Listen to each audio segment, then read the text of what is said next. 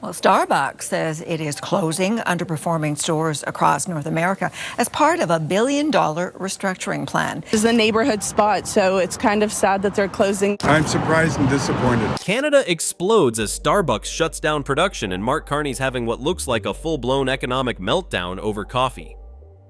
Apparently, a few latte losses are now a national crisis because nothing screams policy failure like an empty Frappuccino cup.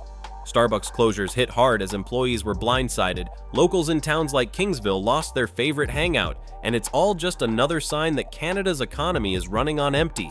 On Saturday, plenty of customers here at this location on its final day, but the very next day, Sunday, the drapes pulled down, the place deserted, and the doors locked. It's almost depressing to admit that everyone's favorite coffee stop is shutting its doors. Starbucks, the brand that built our daily routines, is now pulling the plug on hundreds of stores across North America. The company quietly confirmed a 1% shutdown, which might sound tiny until you realize it means 400 stores gone in an instant. Starbucks closed hundreds of locations across North America over the weekend, including some in our city. The first hit landed in Kingsville, Ontario, where a simple goodbye note appeared overnight like a final message from an old friend. By morning, customers showed up expecting their usual coffee fix but found locked doors, dark windows, and zero answers. The silence spoke louder than any press release. One of the world's biggest brands just ghosted the communities that built it. In this economy, people are questioning if they want to spend $3 or $4 for a deluxe premium coffee. Behind the polished statements and PR smiles, there's a deeper problem brewing. Starbucks didn't restructure out of choice. It was forced to after 6 straight quarters of falling sales. The official excuse blames underperforming locations, but the truth cuts closer to home. People just stopped buying into the illusion of affordable luxury. That $7 latte doesn't feel comforting anymore. It feels unnecessary when groceries cost a fortune and paychecks barely stretch. Some of them found out because on the store hours online it said closed. But during this round of cuts, 900 people are being laid off. Employees say they found out about the closure on Thursday, and Saturday was their last day. And then there are the workers, blindsided and silenced. Over 900 non-retail employees lost their jobs, many finding out through schedule changes or vanished logins instead of official emails. Some got a mere 2 days' notice before being cut loose mid-shift. Are shutting their doors, and guess what? Many employees found out last minute. Sometimes. What's worse, they can't even speak up. Starbucks tied their severance to legal gag orders, 3 weeks' pay in exchange for quiet. On paper, it looks generous. In practice, it's hush money dressed up as support. The people who built the brand are now watching it crumble from the sidelines, unable to even tell their side of the story. Starbucks says it's closing underperforming stores across North America as part of a $1 billion restructuring plan, and that unfortunately includes the Kingsville location. The store posted a letter on the door saying, "We've made the incredibly difficult decision to close this location by the end of the week." The whole thing feels less like a business decision and more like a corporate retreat. Starbucks isn't collapsing, it's quietly disappearing, one darkened storefront at a time. The layoffs, the vague apologies, the overnight shutdowns all point to a company desperately trying to hold on to its image while the world around it moves on. For years, Starbucks stood for comfort, connection, and routine. Now it's serving something entirely different, cold reality, with no sugar on top. Well, the Kingsville location and others across Ontario, Alberta, and BC are shutting their doors. The shutdown wave hit hardest in Ontario, Alberta, and British Columbia, where Starbucks wasn't just a coffee shop, but a social landmark. These were the places where people met, worked, and recharged before facing another day. People are upset, and honestly, who can blame them? A neighborhood Starbucks that's part of the daily routine, part of the community, is gone overnight. Not just businesses, that's a slap in the face to loyal customers and hardworking staff who rely on it. Now those once busy corners sit quiet, and it feels like more than just another business closing. Locals say it's like losing a heartbeat in the middle of their town. Starbucks didn't just sell caffeine, it sold connection, and with every shuttered store, a small part of that community life goes dark. The closures show a bigger truth that's hard to ignore. Comfort is slowly becoming a luxury most Canadians can't afford anymore. This is the reality in a world where people are rethinking their spending habits. Do you really want to pay $4, $5?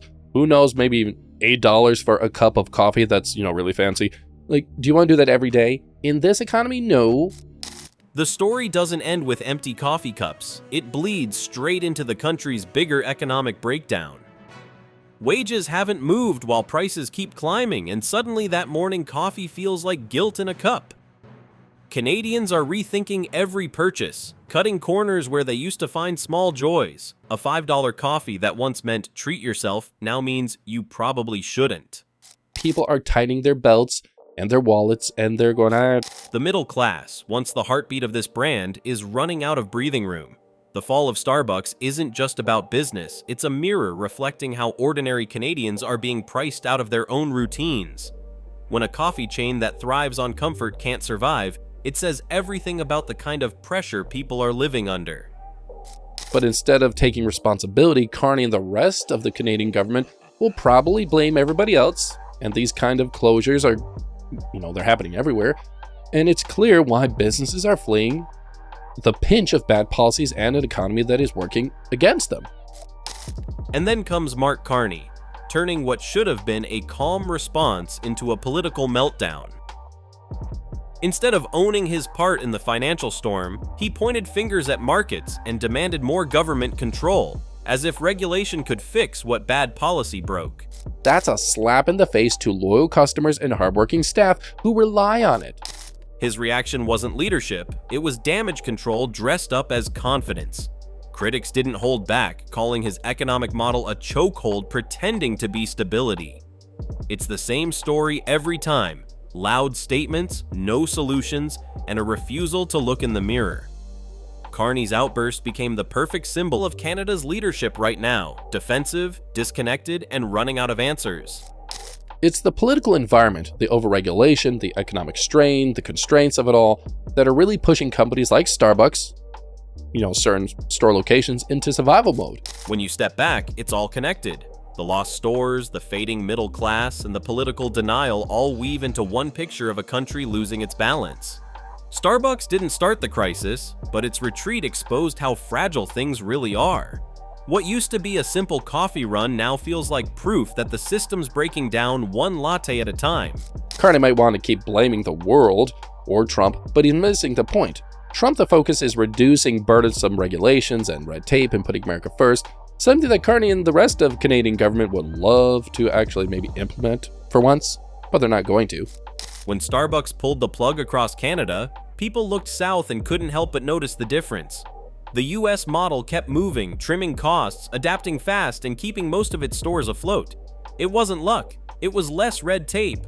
Canada, on the other hand, felt stuck in quicksand. Every move required forms, approvals, and more talk than action.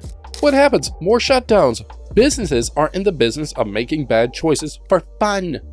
They close stores when they can't make money. So before Carney continues his whining, maybe he should just look in the mirror for a minute and actually ask why Canada's economy is so broken in the first place. The closures didn't just show a struggling coffee chain, they exposed how deeply bureaucracy can choke a country's ability to adapt. The US cut through challenges with leaner regulation and flexible business rules, while Canada drowned in process and policy. Starbucks didn't fall here because the coffee went cold. It fell because the system made it nearly impossible to keep the cup full. The shutdown became less about caffeine and more about proof. A country built on paperwork can't stay competitive when the economy needs speed. I was a little bit surprised. It's just so sad because we would go here all the time and the one on campus always has such a long line. So it's just such a sad thing to see.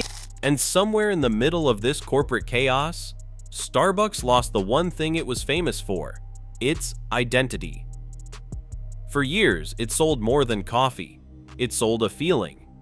That cozy hum of espresso machines and quiet playlists was supposed to mean connection and calm. But now, ambience doesn't pay the bills when rent eats your paycheck. The idea of a $6 cup of peace just doesn't land the same in a world where people are counting coins for gas and groceries. Fix things by tweaking a few in-store things. The issue is bigger than that. It's about the cost of living, inflation, and yes, the fact that you're dealing with policies that aren't conducive to growing businesses. Carney and the others, they can throw their tantrums all they want, but they're just missing the point. The company's plan to redesign 1,000 stores sounds like innovation, but it feels like panic. a scramble to look relevant while the magic fades. With 18,000 stores still standing, Starbucks isn't dying, but it's drifting.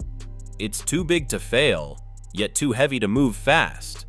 The brand that once defined premium experience now looks like it's trying to remember why anyone cared in the first place. Coffee has become just coffee again, stripped of all the meaning that once made it special. No! No! Then came the headlines, and the reaction hit like wildfire. News outlets from CTV in Canada to KTLA in California plastered empty cafes across screens. The sight of papered windows and stunned baristas became a symbol of something bigger than a business shakeup. It looked like a cultural collapse.